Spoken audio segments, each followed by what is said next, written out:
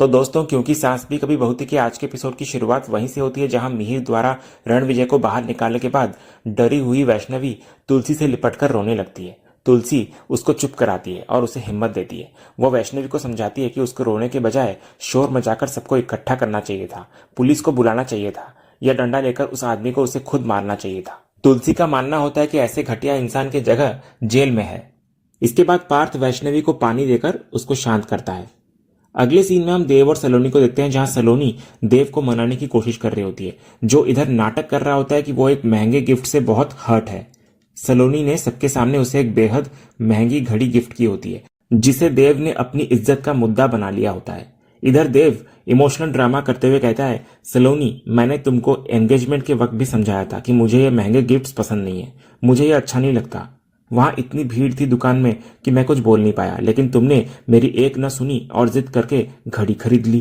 तो इस पर सलोनी मासूमियत से कहती है कि उसे घड़ी अच्छी लगी, इसलिए उसने ले ली।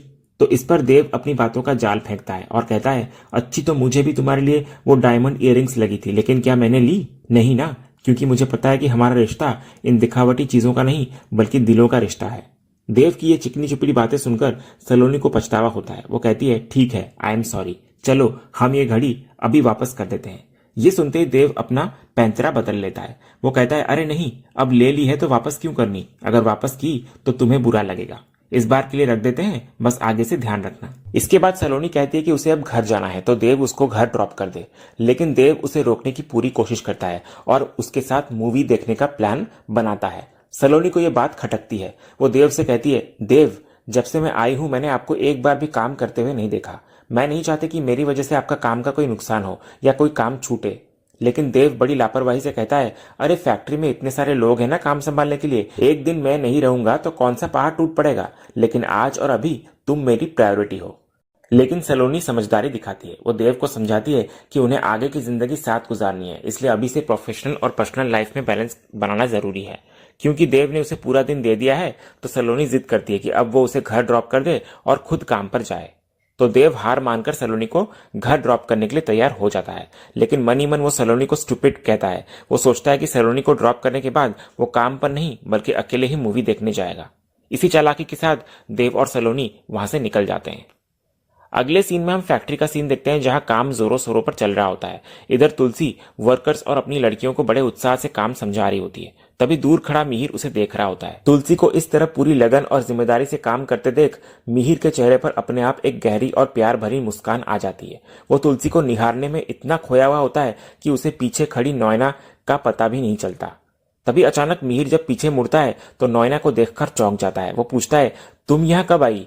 तो नॉयना कहती है, मैं तब आई जब तुम तुलसी को देखकर इतना मुस्कुरा रहे थे। तो इस पर मिहिर तुरंत बात को संभालने के लिए नाटक करता है। वो कहता है कि वो मुस्कुरा नहीं रहा था बल्कि हंस रहा था, वो भी मजाक उड़ाने के अंदाज में। मिहिर सफाई देता है कि तुलसी को लगता है कि वो किचन चला रही है यहाँ पर, जबकि ये एक फैक्ट्री है।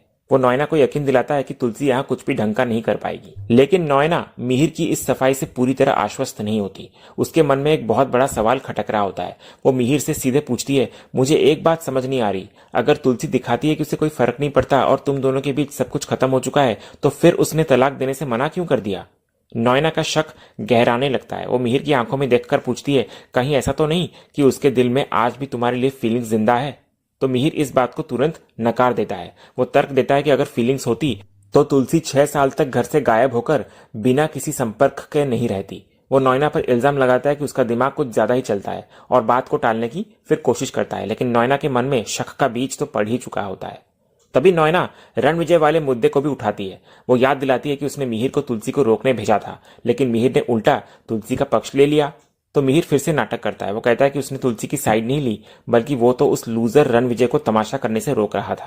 वो साफ कहता है कि वो किसी के पक्ष में नहीं, सिर्फ अपने पक्ष में है।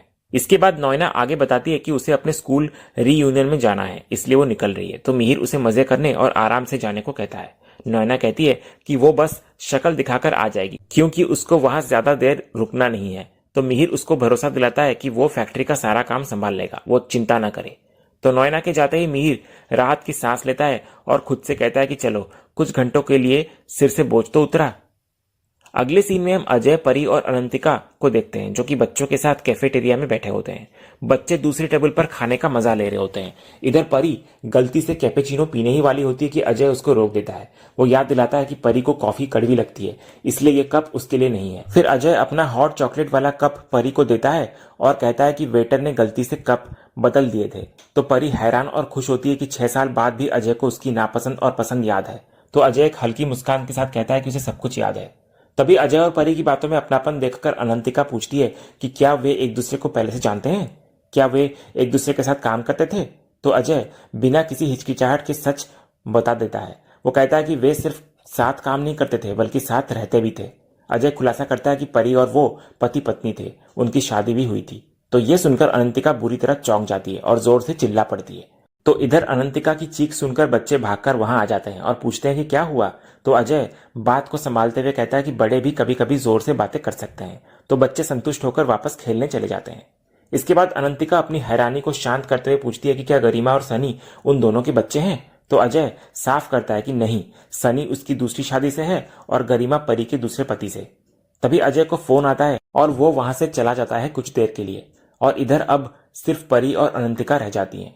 अनंतिका के मन में इधर अजय और परी के अतीत को लेकर बहुत जिज्ञासा होती है। वो परी से पूछती है, तुम्हारी शादी क्यों टूटी, क्या कोई बहुत बड़ी प्रॉब्लम थी तुम दोनों के बीच।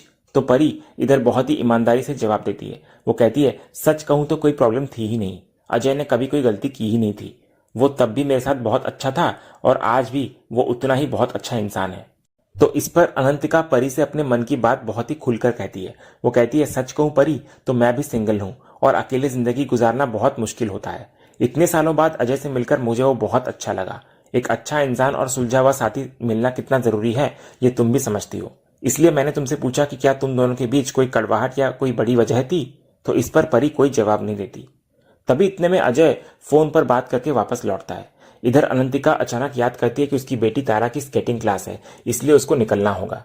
लेकिन जाते जाते वो कहती है कि उसे अभी भी यकीन नहीं हो रहा कि अजय और परी की शादी हुई थी।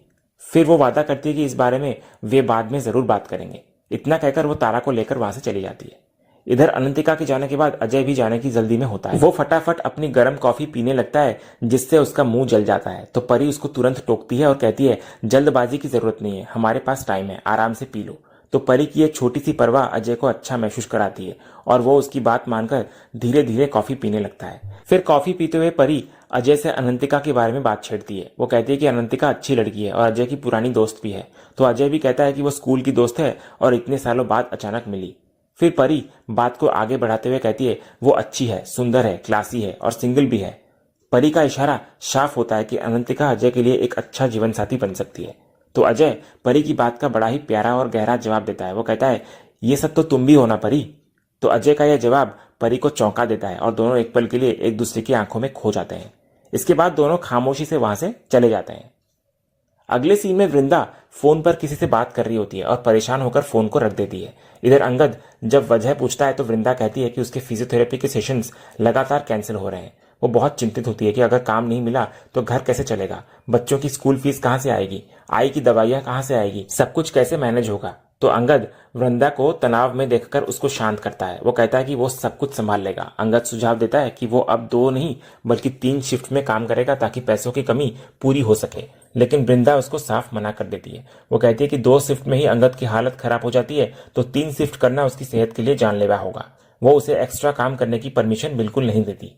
तो अंगद को इधर बुरा लगता है कि उसकी वजह से वृंदा को इतनी चिंता करनी पड़ रही है। वो माफी मांगता है और कहता है कि घर की जिम्मेदारी उसकी है लेकिन वो कुछ नहीं कर पाता। तो इस पर वृंदा उसको रोकती है और एक बहुत प्यारी बात कहती है। वो समझाती है कि घर चलाने की जिम्मेदारी सिर्फ मर्द की नहीं होती। वो कहती है कि वो अंगद की बेटर हाफ है और पढ़ी लिखी भी है, इसलिए वो भी बराबर की हिस्सेदार है। वृंदा फिर फैसला करती है कि वो कल ही दूसरे सेंटर्स में बात करेगी और काम ढूंढ लेगी, लेकिन अंगद को एक्स्ट्रा बोझ नहीं उठाने देगी। तो इधर अंगद अपनी पत्नी की समझदारी और प्यार देखकर मान जाता है और दोनों एक दूसरे को गले लगा लेते हैं।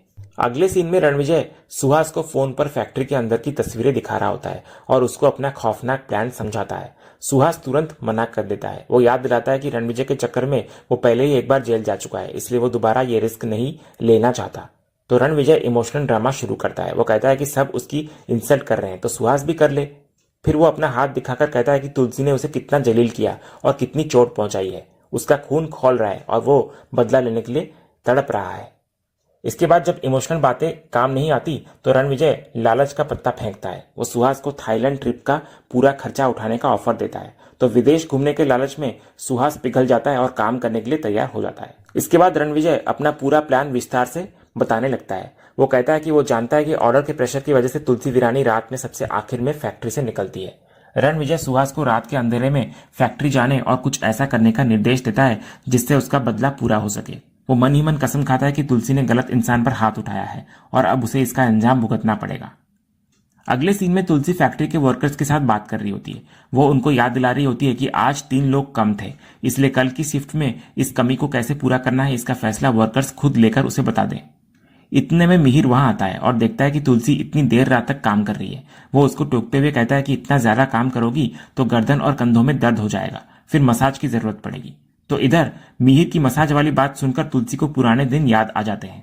उसे वो पल याद आते हैं जब उसके दर्द होने पर मिहिर खुद उसकी गर्दन की मालिश किया करता था। लेकिन फिर वो तुरंत वर्तमान में लौटती है और मिहिर को ताना मारती है। वो पूछती है कि पिछले 6 साल जब वो दर्द में थी तब तो कोई पूछने वाला नहीं था, तो आज अचानक इतनी चिंता क्यों हो रही है। तो मिहिर इधर अपनी भावनाओं को छिपाते हुए जवाब देता है कि उसे पता ही नहीं था कि वो 6 साल से कहां थी। अगर पता होता तो चिंता कर लेता। वो फिर आगे झूठ बोलता है कि उसे तुलसी की नहीं बल्कि फैक्ट्री और बिजनेस की चिंता है। वो कहता है कि अगर तुलसी बीमार पड़ गई तो काम का नुकसान होगा। तो इस पर तुलसी उसकी बात का कोई जवाब नहीं देती और बापूजी की तस्वीर को प्रणाम करके वहां से निकल जाती है। उसके जाते ही मिहिर भी यहां से कहता है कि अब जब तुलसी सुरक्षित चली गई है तो वो भी अब जा सकता है।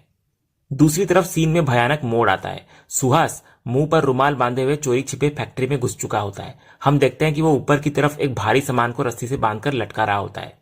तभी नीचे तुलसी उसी रास्ते से गुजरने वाली होती है। ऊपर बैठा सुहास तुरंत रणविजय को फोन करता है और बताने लगता है कि शिकार आ गया है, यानी कि तुलसी आ रही है। तो रणविजय उसको तुरंत आदेश देता है कि जल्दी रस्सी काट दे और वहां से भाग जा। इधर जैसे ही तुलसी उस जगह के नजदीक पहुंचती है, ऊपर छुपा सुहास रस्सी काट देता है। एक भारी भरकम पुरानी अलमारी सीधा तुलसी के ऊपर गिरने ही वाली होती है कि ऐन वक्त पर मिहिर वहां मसीहा बनकर पहुंच जाता है। वो फुर्ती से तुलसी को धक्का देकर दूर कर देता है, लेकिन खुद उस भारी सामान के नीचे दब जाता है। इधर तुलसी अपनी आंखों के सामने मिहिर को दबता देख हैरान रह जाती है और जोर से उसका नाम पुकारती है। दूसरी तरफ हादसा होते ही सुहास वहां से भागने की कोशिश करता है, लेकिन हड़बड़ी में उसका हाथ कहीं फंस जाता है।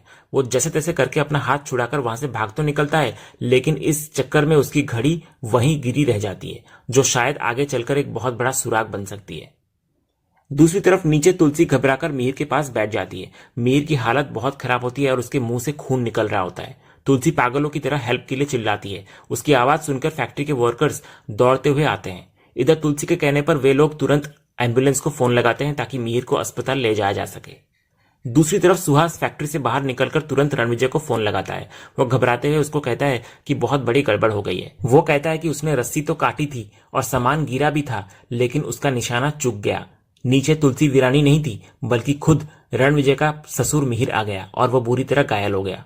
ये सुनकर रणविजय के होश उड़ जाते हैं। वो डरते हुए पूछता है कि किसी ने उसे देखा तो नहीं।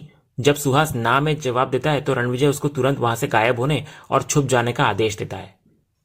दूसरी तरफ वर्कर्स मिहिर के ऊपर गिरे उस भारी सामान को हटाने की कोशिश करते हैं, लेकिन तभी एक समझदार कर्मचारी सबको रोक देता है। वो हिदायत देता है कि जब तक एम्बुलेंस नहीं आ जाती मिहिर को हिलाना खतरनाक हो सकता है। उन्हें डर होता है कि गलत तरीके से उठाने पर मिहिर की चोट और तकलीफ बढ़ सकती है, इसलिए वे मेडिकल हेल्प का इंतजार करते हैं।